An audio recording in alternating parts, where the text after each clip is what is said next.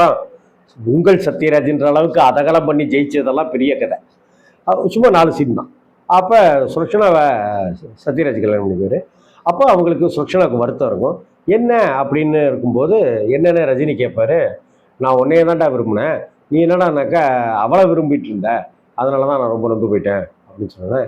இது மாதிரி எனக்கு நான் கூட பிறந்த அக்கா தங்கச்சி அப்படின்லாம் யாரு கூடயும் பழகலை, எங்கள் அம்மாலாம் எனக்கு கிடையாது, நான் வந்து இங்கே வந்த நாள்லேருந்து நான் உன்னை தங்கச்சியாக தான் நினச்சிட்ருக்கேன் அப்படின்னு நம்ம எம்ஜிஆர் பாணியில் அவர் சொல்லுவார்.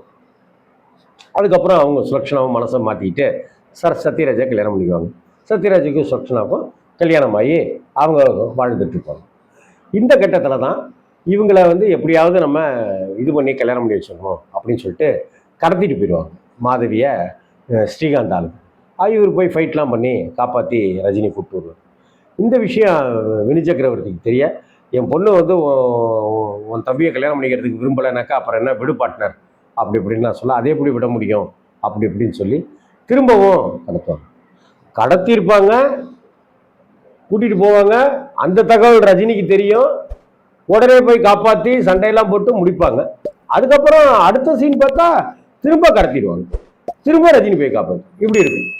அதுக்கு நடுவில் ஒரு மேஜிக் ஒன்று நடக்கும். அதுதான் இங்கே சுவாரஸ்யம். என்னென்னா சுலக்ஷனா வீட்டுக்கு கூட்டிகிட்டு போய் மாதவியை கூட்டிகிட்டு போய் காப்பாற்றி, இவன் ஒரே 1 வாரம் மட்டும் இங்கே இருக்கட்டும், அதுக்கப்புறமா நான் இவளை கூப்பிட்டு போகிறேன், கொஞ்சம் பார்த்துக்கங்க அப்படின்னு சொல்லி சுலக்ஷனாகிட்டையும் சத்யராஜ்கிட்டையும் அடைக்கலம் கேட்பாரு.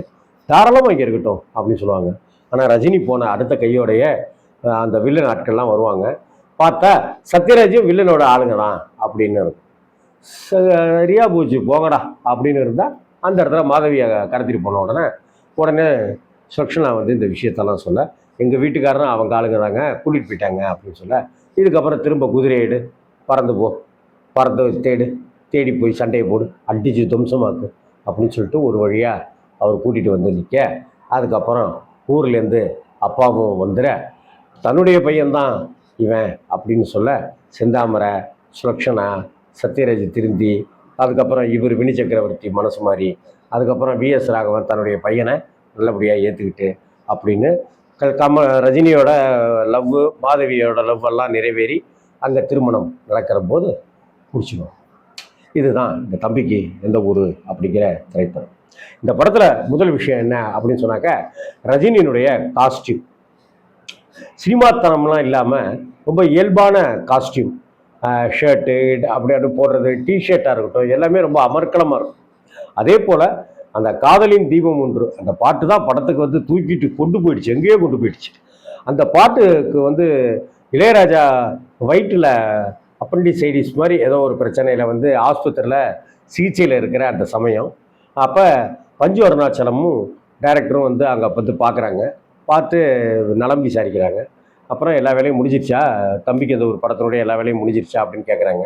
எல்லா வேலையும் முடிஞ்சிருச்சு, ஒரு பாட்டு மட்டும்தான், அதை நீ டிஸ்சார்ஜ் ஆன பிற்பாடு வந்து கொடு, பரவாயில்ல, நாள் தள்ளி போனாலும் பரவாயில்ல அப்படின்னு பஞ்சு அண்ணன் சொல்கிறாரு. பஞ்சு அண்ணன் தானே இளையராஜா அவர்களுக்கு காட்ஃபாதர் எல்லாமே தன்னை உருவாக்குனவர். அதனால் இல்லைண்ணே, அந்த டேப் ரிகார்டரை மட்டும் கொஞ்சம் எடுத்துகிட்டு வந்து இங்கே வைங்க அப்படின்னு சொல்கிறாரு. டேப் ரிகார்டரை எடுத்துகிட்டு வந்து வைக்க, பின்ன விசில்லையே, எனக்கு விசில் அடிக்க தெரியாது, விசில்லையே ஒரு டியூனை கொடுத்து ஒரு பேப்பரில் எழுதி எல்லாத்தையும் கொடுத்து, இந்த மாதிரி இன்ஸ்ட்ருமெண்ட்லாம் பயன்படுத்தணும், இந்த மாதிரிலாம் பண்ணணும் அப்படி இப்படிலாம் சொல்லி, அப்படியே எஸ்பிபிகிட்ட கூப்பிட்டு வச்சு இப்படிலாம் பாடணும் அப்படின்னு சொல்ல, எஸ்பிபி தான் அந்த பாட்டை அப்படியே பாடுறாரு. அதற்கு அப்புறமா அந்த பாட்டெல்லாம் எடுத்து முடிச்சிட்ட பிற்பாடு ரெக்கார்டிங் பண்ணி அதை சேர்த்துக்கிட்டாங்க. அப்படிங்கிறது படுத்துக்கொண்டே விசில் அடித்து கொண்டே போட்ட பெட்டு தான் தம்பிக்கு அந்த ஒரு படத்தில் காதலின் தீபமும் ஏற்றினாரே நண்பே அப்படி கொன்னுடுவார் எஸ்பிபி. அந்த பாட்டில் நான் வந்து ரஜினியினுடைய நடையை ரொம்ப ரசித்து பார்த்தேன். திருச்சியில் பேலஸ் தேட்டரில் படம் ரிலீஸ் ஆனதாக ஞாபகம் இருக்குது. பேலஸ் தேட்டரில் அந்த படத்தை பார்க்குறேன். அப்போ இன்டர்வெல்ல சுட சுட முட்டை போண்டா அந்த தேட்டரில் விற்பாங்க. அந்த 2 முட்டை போண்டா வாங்கி சாப்பிட்டாக்கா பசியாரு. சில சமயம் சம்சா இருக்கும், சில சமயம் முட்டை போண்டா இருக்கும். சம்சாவும் வெங்காயங்கள்லாம் வச்சு அவ்வளோ பிரமாதமாக இருக்கும். இப்போ தான் தேட்டரில் பப்ஸு வர ஆரம்பிச்சிருச்சு இல்லையா? ஆமாம், இன்னும் ஒரு 10 வருஷம் கழித்து பப்ஸுக்கு பதிலாக பீட்சா தான் வரும் போல இருக்குது. பீட்சா பர்கர்னு தந்துருவாங்க போல இருக்கு. எல்லாரும் தின்னுங்கடா பீட்சாவை அப்படின்ற போல இருக்கு. அப்போ திருச்சி பேலஸ் தேட்டரில் இந்த படத்தை நான் பார்த்தேன், ஞாபகம் இருக்குது. படம் 100 நாள் 150 நாள்னு ஓடி திரிக்க விட்டது. ரஜினியினுடைய காமெடி சென்ஸ், ரஜினிக்கு ஹியூமர் எந்த அளவுக்கு வருங்கிறது இந்த படத்தில் காமிச்சுது. தவிர ரஜினிக்கும் காமெடிக்கும் எப்படி ஒரு பந்தம் உண்டோ அதே போல் ரஜினி சாருக்கும் பாம்புக்கும் ஒரு பந்தம் உண்டு இல்லையா? பாம்பு வச்சுக்கிட்டு நிறைய காமெடி, அண்ணாமலையிலேருந்து படையப்பாவிலேருந்து வரிசையாக பாம்பு காமெடி வந்துக்கிட்டே இருக்கும் இல்லையா? அதுக்கு பாம்பும் ரஜினியும் முதல்ல கைகோத்துக்கிட்ட படம்னு பார்த்தா அது தம்பிக்கு எந்த ஊரு அப்படின்னு தான் சொல்லணும். இந்த படத்துல அந்த செந்தாமரையோட ஒரு வீட்டில் வந்து அந்த ரூம் கொடுத்துருப்பாங்க. ஆமாம், இந்த ஓட்டருக்கு அது என்ன அப்படின்னு ரஜினி கேட்பாரு. அது ஒன்றும் இல்லை, ஒரு பாம்பு ஒன்று அடிக்கடி இங்கே வந்துட்டு போகும், அதான் அந்த பாதை அது அப்படின்னா பாம்பா அப்படின்னு தெரிஞ்சு ஓடிடுவார். அதுக்கப்புறம் ஒரு செக்ஸ் புத்தகம் படிச்சுட்டு இருப்பாரு. அப்படி படிச்சுட்டு இருக்கிற சமயத்தில் அந்த பாம்பு கரெக்டாக உள்ளே வந்துடும். உள்ளே வந்து ரஜினிகிட்ட நிற்கும். அப்போ ரஜினி பா பா பா பா பா பா பா பா பா பா அப்படிலாம் செய்வார்ல, அது தம்பிக்கு அந்த ஊர்லேயே பயங்கர ஹிட்டு. நமக்கு சிரிப்பு அடக்கவே முடியாது. இதனுடைய இன்னொரு வெர்ஷன் தான் அப்படியே நீட்சியாக இதில் அண்ணாமலைலாம் வந்தது.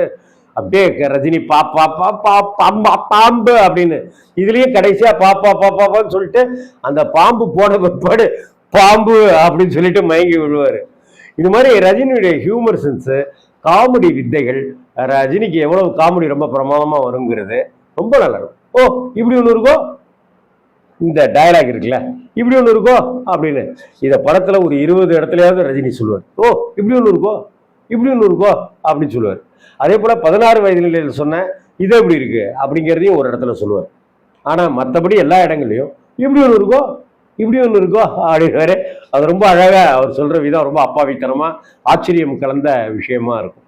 ரொம்ப நல்லா ரஜினி செந்தாமரை அந்த காம்பினேஷன், ரஜினி சுலக்ஷனா அந்த காம்பினேஷன், ரஜினி மாதவி காம்பினேஷன், ரஜினிக்கும் வினி சக்கரவர்த்திக்குமான போர்ஷன்கிறது படத்தில் ரொம்ப குறைவு தான். ஆனால் ரஜினியினுடைய நடிப்பு இப்படி படம் நெடுக பிரமாதப்படுத்தப்பட்டிருக்கும். ரஜினி தன்னுடைய அந்த எனக்கு வந்து ரஜினியை வந்து அந்த வகுடெடுத்த ரஜினி இருக்கார்ல, அந்த ஹேர் ஸ்டைல் எனக்கு ரொம்ப பிடிக்கும்.